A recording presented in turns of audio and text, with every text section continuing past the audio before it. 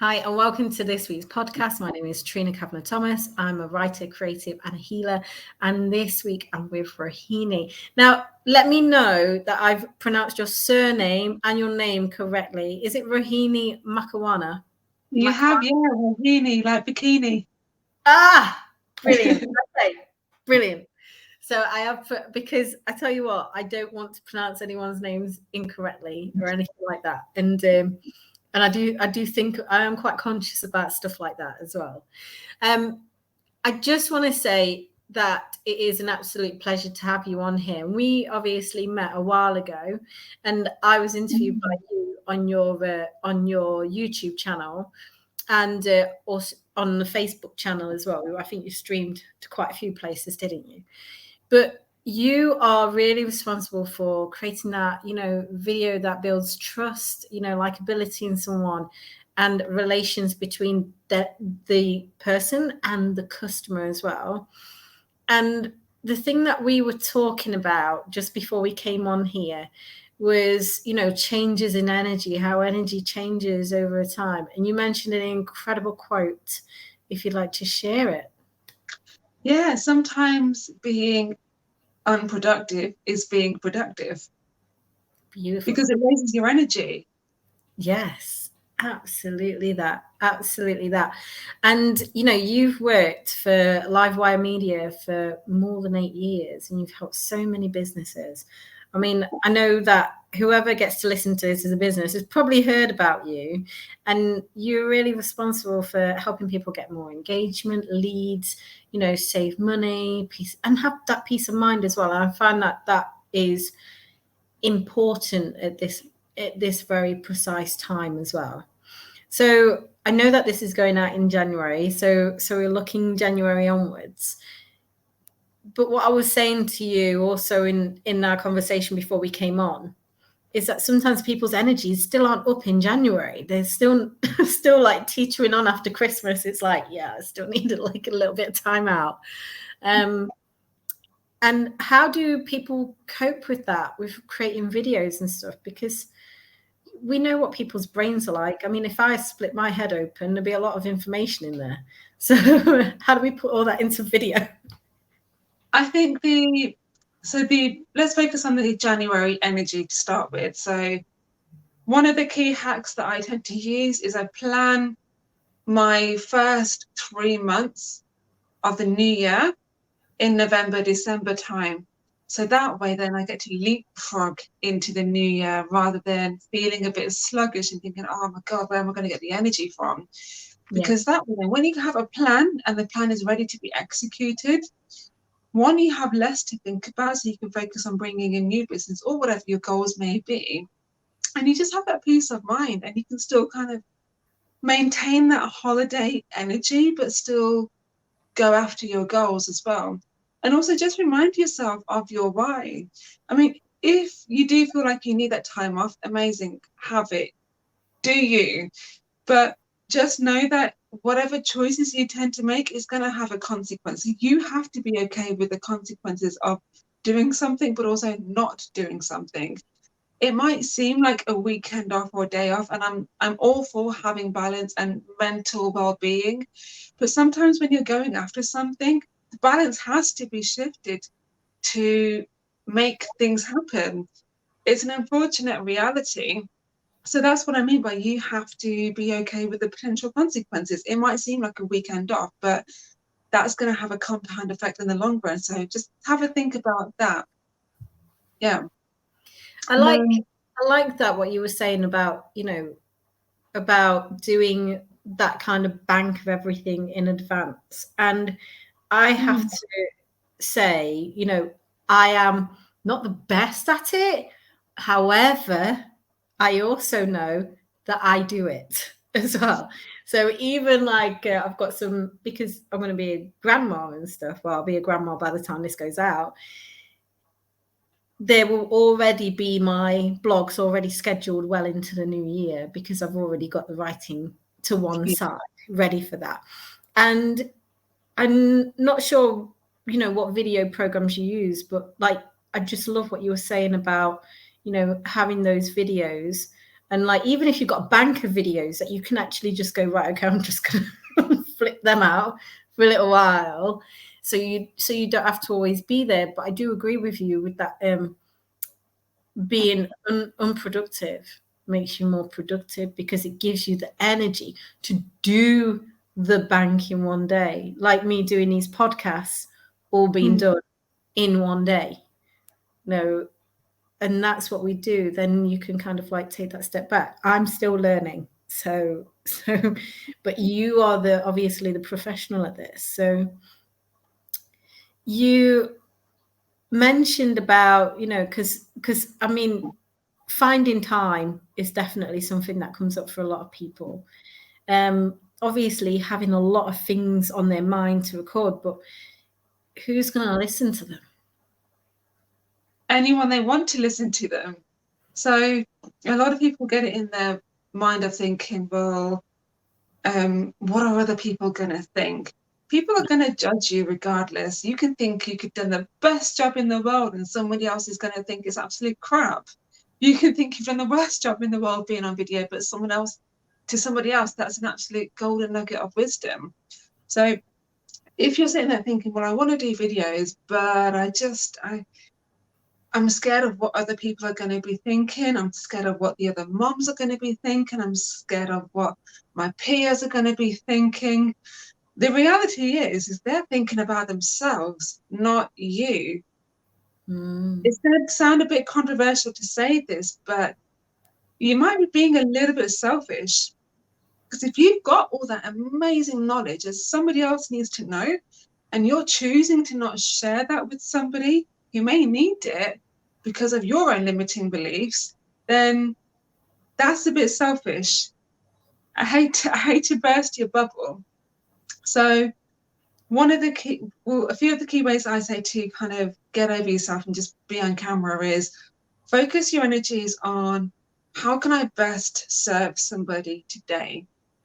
Focus your videos on one topic only, and don't make it too long. Give yourself that slack and just keep it to like 30 seconds to a minute. Give people little nuggets of information, but not enough information that they can go and do it themselves. Yeah. So that's one part of it. Show up and just serve as best as you possibly can. Number two, know that you're not going to please everybody. The people that you don't please, totally cool. They're not your people. I've had people come to me and say directly, I've chosen not to do business with you because of how you show up on business, how you show up on videos. You don't do your hair in certain ways, you don't dress up in certain ways, and you don't wear makeup. My response was, great. Thank you so much for telling me that. Appreciate it. And they were like, oh, wow. Are you not going to do anything? No, because I'm showing up how I would show up on a job. People don't pay me for my looks. I'm not a model. They pay me for what I know, and they pay me to help them. That's the mindset shift that you got to have. When you're recording the videos as well, it's very tempting to think about yourself and get absorbed in this self-like image. So to take the pressure off yourself, what I suggest, and this is me talking from personal experience, is one, have a vanity mirror behind your lens so that you look at yourself, and it takes the pressure away of looking at this weird object that is your phone that's not communicating back to you and you're talking into it. You can also have notes right underneath the lens as well, so that way you stay on track with your thoughts. If you do happen to deviate away from your thoughts or you go off on a tangent, you've got your notes to come back to.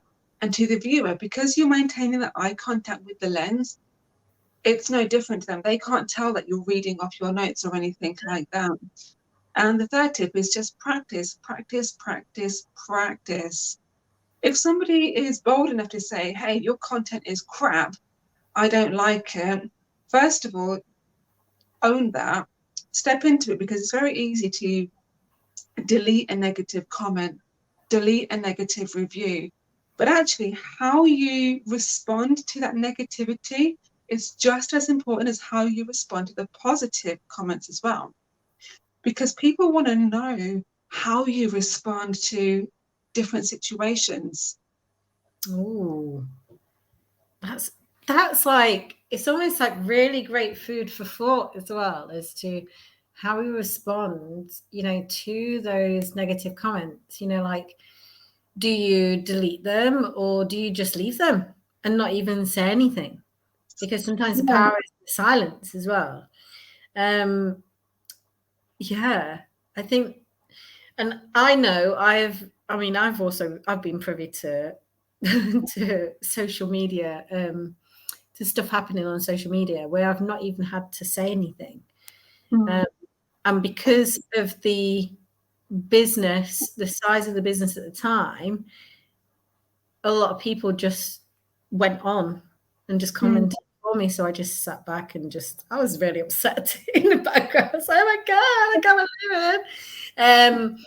But at the same time, I also felt that, I was well within my rights, and I'd actually, I actually had a load of terms and conditions that put me well within my rights. So I just like kind of stepped back and just let it kind of all play out.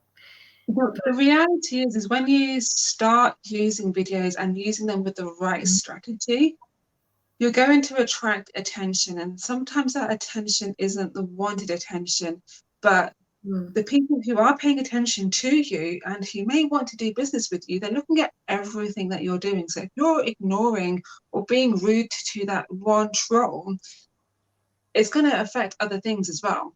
So just be mindful of that. It will also help you to step up your mindset and actually step up your individual confidence as well. It's a weird thing. You're talking to an object that's not talking back to you, and you hear your own voice. You see yourself for the first time, and you think, "Gosh, is that really me?" But eventually, I promise you, with practice, you will get used to it. Yeah.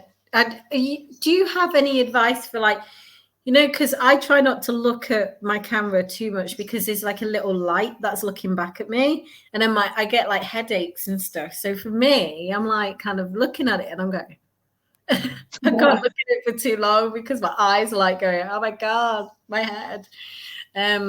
Is there anything for that? Yeah, so just look on that side of the phone. So wherever your lens just look on that side of the phone. For those of you who are wondering why should I maintain eye contact with the lens, it's the exact same principle as if you were talking to somebody to their face. You can tell if they're looking at you directly in your eye, like I am with the lens right now, or if they're looking slightly past you. And If I could move it's one of the subconscious details that help people to feel comfortable when watching you. So what I started to do in my early days was I'd record with a mirror behind the lens. So that way my eyes could rest a bit more as well.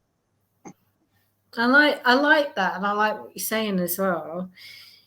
I just want to share something with you, because I know that when I do a lot of videos anyway, and I remember doing videos consistently for quite some time. And one night I laid in bed with my husband, and I had this, I think they're going to attack me. I think they're going to attack me. My husband's like, what's going on? I'm like, I think that they're going to attack me on social media. They're just going to come and beat me up or something. I'm going to get beat up. And the stuff that came up just for being consistent with video, I was really shocked by. But I allowed myself to have that feeling to then still show up on video.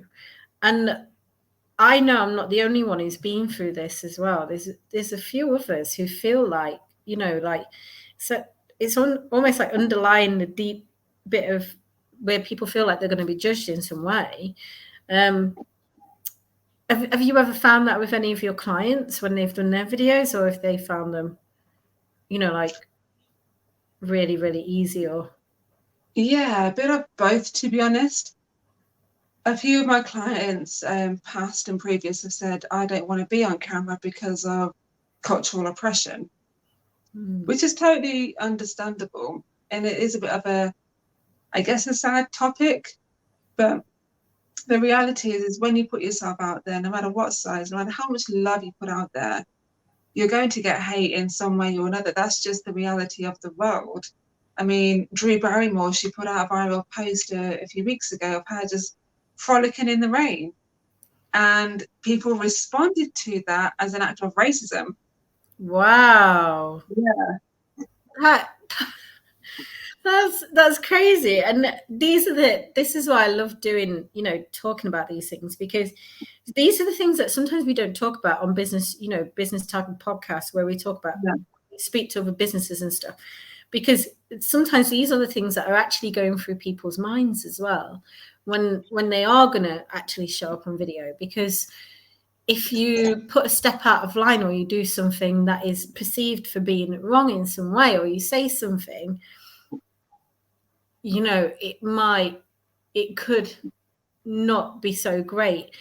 I don't know, would you have any tips on, like, for people? I know I've got a tip, but I'm just wondering if you've got any tips for when people do go through that massive moment where it does happen to them. It's about reminding yourself that things move on, time moves on, people really do forget. And this is a really funny video that no one will let die. People move on, they do. Yeah. The sooner you learn to let it go, the better. And part of that comes down to managing your own mindset and managing your own energy.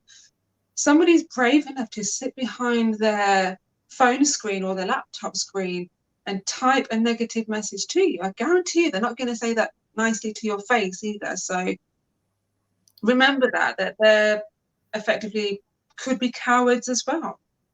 So don't let that energy get to you, and just carry on serving the people who genuinely enjoy your content. And I have to say, I love your content, because you do like these little videos. They don't take very long, and you share some incredible tips. One of the tips that I got from one of your videos was the one where if people respond to your video, then go message them and say, thank you for responding to my video.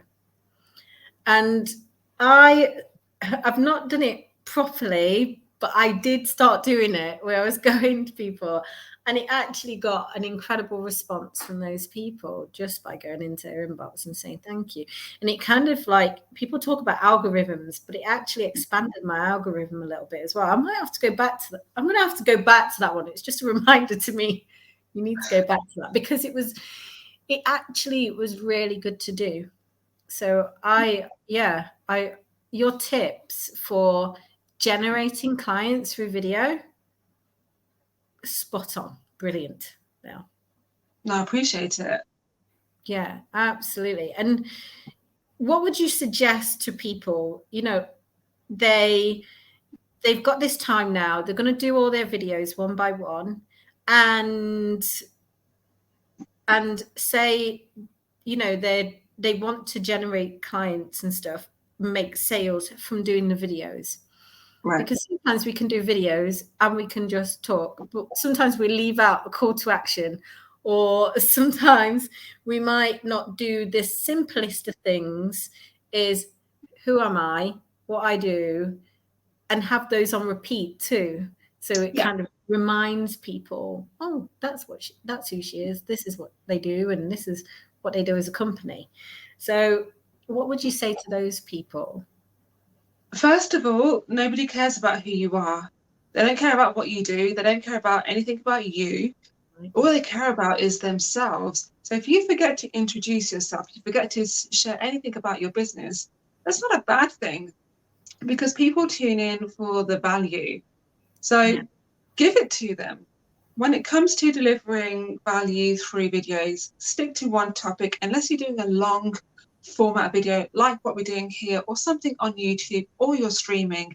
Stick to like one topic, and because that's realistically what people are going to take away when they watch your video content anyway. So stick to one topic. But when it comes to choosing that information, like what you said right at the beginning of the show, like if you split yourself open, you got a bunch of information that you just want to share with the world, which is amazing. It's an amazing gift to want to give to people, but don't word vomit on people. So what I mean by that is, find out what specifically are your target audience's pain points? And then when you found that out, go deeper and find out what is the root cause of that problem. Where did that problem come from for them? And then when you find out the root cause, only then can you really present a decent solution to them. So, for example, somebody comes to me and says, this is a hypothetical example. They say, I want to do videos on 5 style tips for your hair to gain confidence or something like that. I'm like, great topic, but how's it going to help your target demographic? Where does that lack of confidence come from? Yeah. When you focus on your video on the root cause of the issue, then you can present to say you're speaking to people's core emotions right there. So, for example, as a healer, you could do a topic on something along the lines of how to heal your childhood trauma and leapfrog into the new year or something like that. Yeah. Really hitting them at the core of their pain point, and then delve deep into the problem. Don't give the solution away straight away.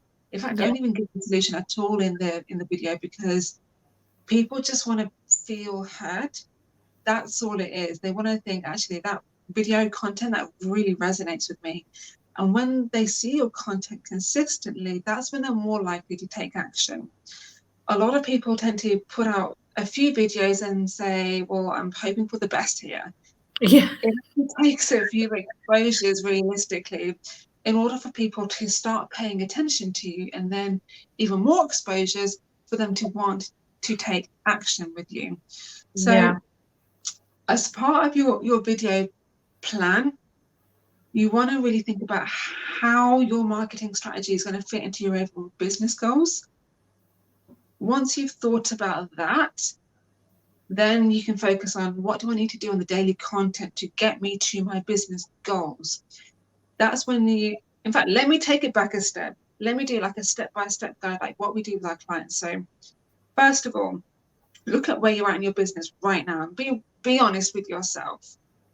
Write it down if you have to as well. Step 2, look at where you want to be in the next 3 to 6 or even 12 months time. Again, be realistic and be honest with yourself. It's just you here, you haven't got anything to show for it. So then you look at your video strategy and think, well, how can I get from where I am now to where I want to be? The key really is creating compelling content consistently on the right platforms. So your next step is to then look at, where do my target demographic actually hang out? A lot of people tend to think, well, I'm really comfortable on Facebook, so I'm just going to post on Facebook, when actually their target demographic is on TikTok or LinkedIn or their email database. So the way you're going to know that is to really do your research into it. Yeah. You mentioned that at the beginning as well. Sorry, do your research. Figure out who your target demographics actually are. Figure out what specifically causes their pain points. Then you can create content that talks to their pain points, creates an emotional connection. And when you're sharing your stories on video, do just that. Share stories, because people relate to stories. They find it very soothing, even if it's a terrible, even if it's like a really tragic story. I guarantee you somebody else is going to have been through that and come out better for it in the long run. And that's what resonates with your target demographic. And then, of course, you want to track and measure the results afterwards as well. It's really important as well to use the same language that you use, that your target demographic use. So I know a lot of brands, they themselves in person, they talk very proper English, very prim and proper, and very like the Queen's English, basically. But their brand is the complete opposite of that. So they are talking very, very colloquially. They're abbreviating their words. They're using slang words where they have to. In some cases in their videos, they're putting on the accent. Wow. Yeah. But that's because that's their brand identity. That's their brand image. That's what they want to put out there as well. Because your brand isn't just it's not just your shapes or your colors. It's your personality. It's who you are at the end of the day. And that one thing that you want to be known for. So that's incredible information as well. And it gives people massive scope on how to go further with video. And you obviously offer bespoke videography and video marketing solutions. Where can everyone find you? Where can everyone find Livewire Media? Facebook, Instagram, LinkedIn as well. Just Livewire Media UK. You know what? I have to say thank you so much. And before we go, I chose a card. In fact, 2 came out. Right. So on this podcast, what I like to do is at the end of our conversation, I like to I always pull a card before our conversation, and always the card is the right card. So the first card was death and rebirth. And what you were saying is forgetting about who you are, forgetting about, all these things that are going on, and making sure that you're actually showing up and doing, which takes some courage to do. You have to and this is what it says here, cycles of transformation. So what you're doing is providing this transformative service to people. And it's about transition, change, new beliefs as well. New beliefs, newfound awareness, and endings of possibly putting ourselves back, for one, endings of, not showing up on video, but actually doing the video. So yeah, it's about massive transformation, just mourning that end phase, but going into a new phase as well. The second card that came up, which actually goes really well with that card, is the 8 of Cups. And it's almost like that's letting go, walking away from what no longer serves you. Ritual releasing and time to move stuck energy as well. Leaving your old reality and pursuing a new one. Kind of goes with what you were saying about like where you were on about the trolls and stuff. A lot of people would take that massively to heart, but like kind of leaving that old reality where you take all of it to heart and actually learn new ways so you can move forward. And I just feel like both of those cards are really key to what you do is something that is so incredibly what's the word I'm looking for? Something that you give not just confidence. You don't just give people confidence. You give people freedom just by teaching them about video. I think that's beautiful, and it's been great having a conversation with you about this today. No worries. I just remembered you asked about time as well, about how to fit in videos when you're crazy busy, right? Yeah. So I've got a couple of minutes and I'm conscious of time. First of all, you got to make time for it. It might be time consuming. You might have to carve out half an hour in your week just to batch record content. But I promise you, just look at it as an investment as opposed to a tax on your time. Secondly, outsource your content creation. It will free up so much stress for you, honestly. And give it to people like me who actually love doing that kind of stuff.